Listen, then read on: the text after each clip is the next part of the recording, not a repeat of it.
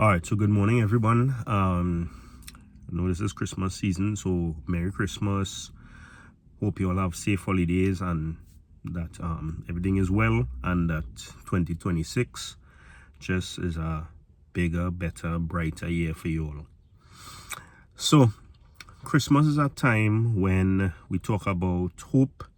We talk about the start of the new season. In this case, 2026. We know as Trinidad and Tobago football fans, we've had a rough 2025, missing out on the World Cup, not doing so well in a couple other tournaments, that kind of thing. But I really wanted to give a little bit of hope because, as we all know, Mr. Brent Sancho was elected as the head of overseas recruitment. And I would say that yesterday I had a conversation with him. We spoke for about 30 minutes, and it was a very, very meaningful conversation, very productive. And I think he has some really good ideas. I think he has some really good thoughts, and the beautiful thing is that he has been doing this, as he mentioned, 3 months already.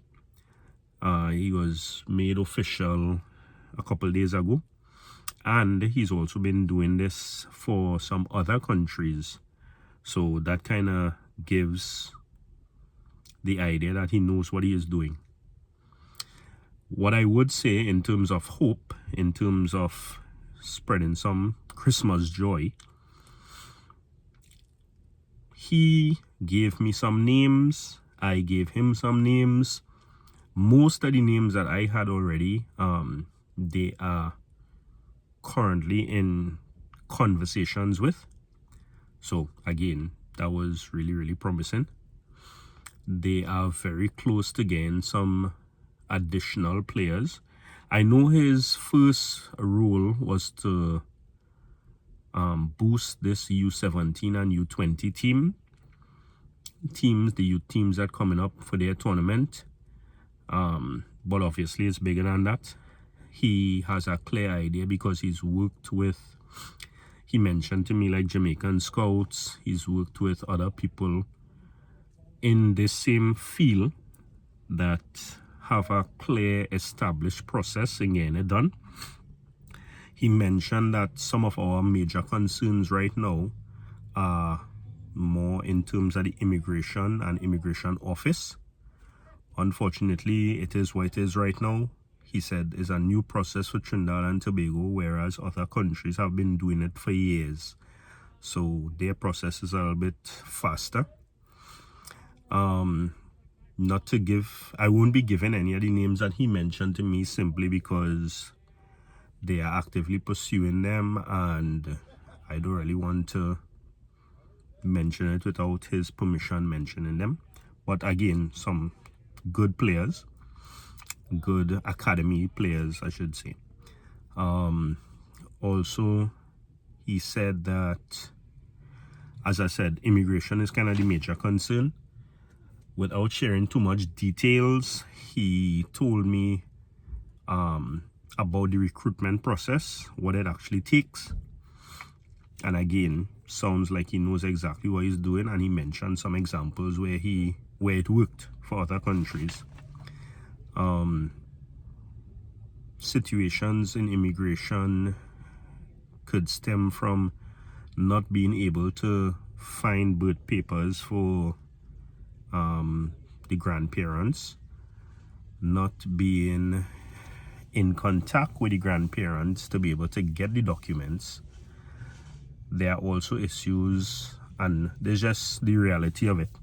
He told me what the recruiting process is like, so I wouldn't mention too much of that, but I know that he knows what he's doing in that area.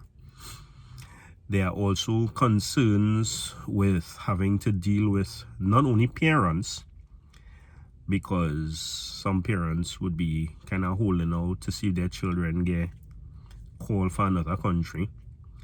But he said a lot of young players, their agents are the ones who kind of convince them to hold out, because obviously our agent is thinking that they're trying to get or do the best for their players, which would give them bigger opportunities. So that was one thing I didn't really think about, the agents having that kind of influence on the players, but it makes sense when you mentioned it.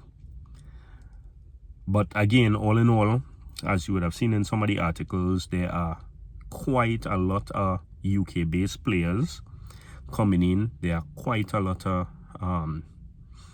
American based players coming in, US based players.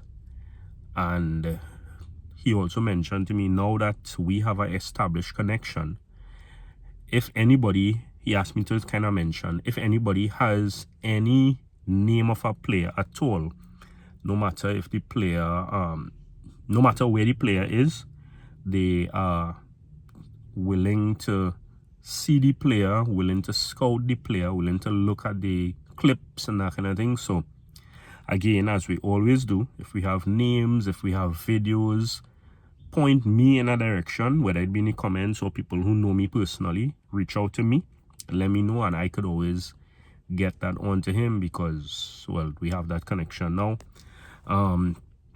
He seems very genuine about what he's trying to do.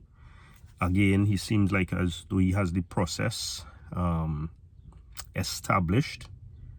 And yeah, I really just wanted to share that information because, well, we know what 2025 was like.